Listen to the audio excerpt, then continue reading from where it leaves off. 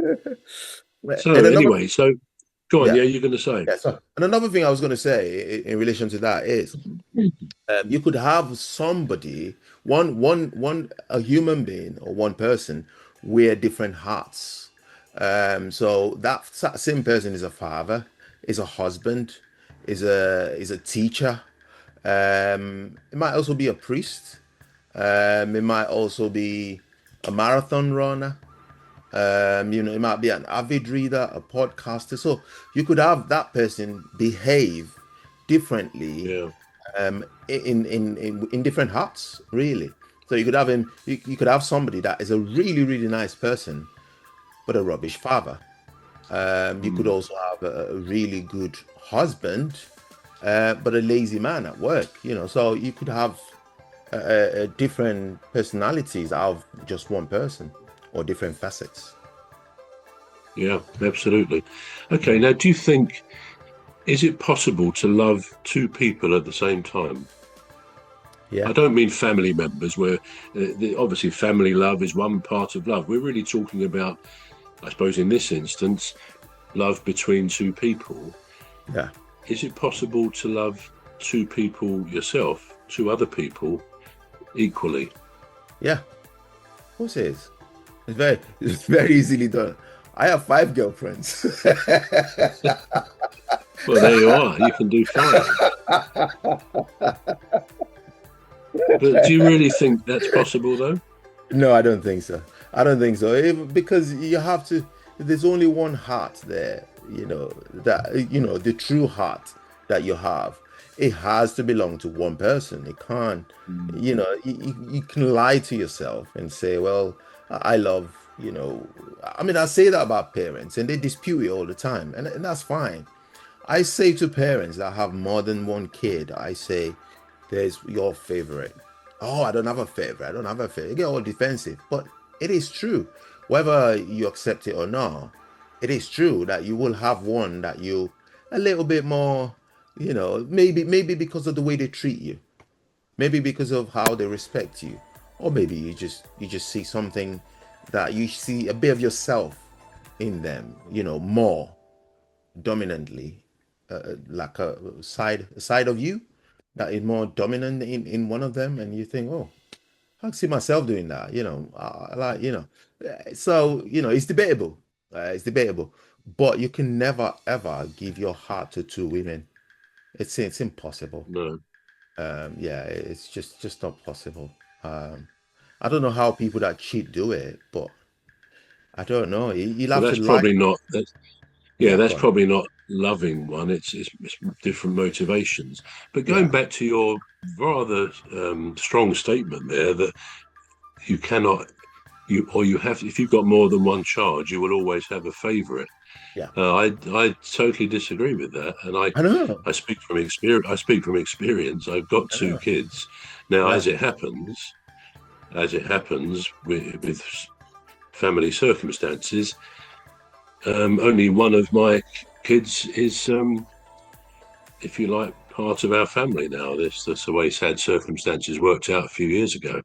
Right. Um, but no, when my kids were growing up, and when a few years ago when we were a whole family, I would always have said I love them both the same. But I think what it really means is, as with other people, we all have a different relationship with everybody. You mentioned the husband, the father, all the rest of it, all those other things. And I said about colleagues and friends and so on. We have different relationships, but I don't think that means a favorite relationship where children are concerned. I Mm. mean, I've got two.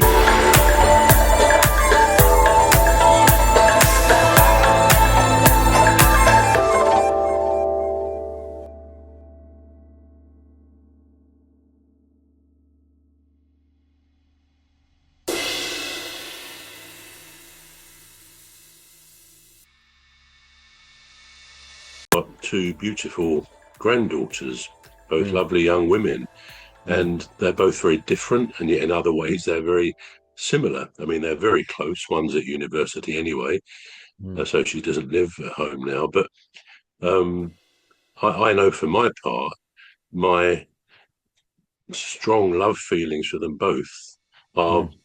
there's no favourite there. They're both very much equal. So I think, yeah, I can accept some people may find they have a favourite child, especially if one, I don't know, goes off the rails or something like that. But no, I wouldn't have thought. I wouldn't have thought that's possible for many people. Just one thing that occurred to me, by the way, when just going back briefly to the red thread theory, the red cord, Yeah. we're into spirituality. There actually is, I forget the actual chapter, but in the book of Genesis, in the Bible, it does talk about a red cord. So well, I'll try and find that, but it definitely relates to a red cord in the context that we've been talking about. Anyway, that just came to me. But going on from what we were saying, do you think we can ever forgive somebody without excusing their actions?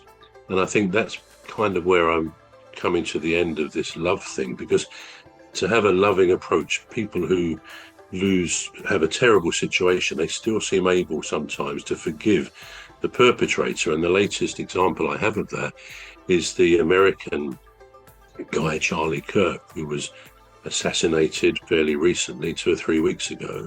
And Yeah. I watched his wife talking at the funeral, I think it was, and she said, and she was welling up, but she kept control generally. But she said, as a Christian, she said, I forgive what he did, the killer. And it was tough to watch it, really, but she obviously meant what she was saying. But do you Yeah. think it's possible to forgive somebody something like that without being able to excuse their action? Is that a genuine forgiveness? Is love that strong? Wow. Yeah. I mean, that is a really that is a really difficult example to to use to illustrate it. But I understand. Yeah, I think it is. I honestly think it is because what's the point in carrying the anger around with you for for something that you really can't do anything about, So it's just best to let it go and just and just live your life because whether you're angry at that person, it doesn't make any difference. So it's not going to change anything. And that's the way that I see it, and I respect people that see it Mm. differently, but that's the way I see it. Okay, well, we've touched on love the last couple of weeks. It's a big subject, and there's lots of other ideas. No doubt, perhaps some of our listeners will be thinking we might have mentioned. But ultimately, love is the great driver in Mm. this world, isn't it? It's the great force for good, and we, in some way or other, all are affected by it. It guides us, it drives us to commitments, to do things, to make life actually seem worth it. Sometimes for some people, and I was reading last evening about that Liverpool women's football team manager who committed suicide last week, Yeah.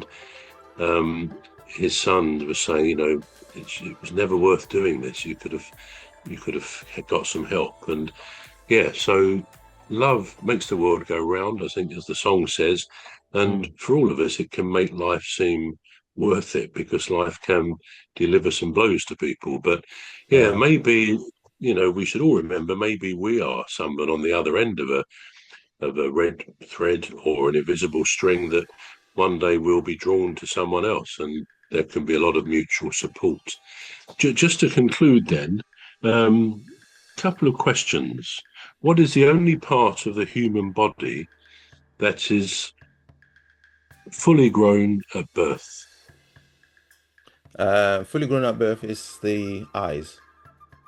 Yeah, very good. Okay, that brings us nicely to the end of our chat today. Yeah. So you've been watching and listening to the Alien Spaceship, myself, Emmy Hikins, and he calls me Cos. And me, Trevor Gear, and he calls me bruv. So it's a goodbye from me. And it's goodbye from me. Yeah, join us again next week.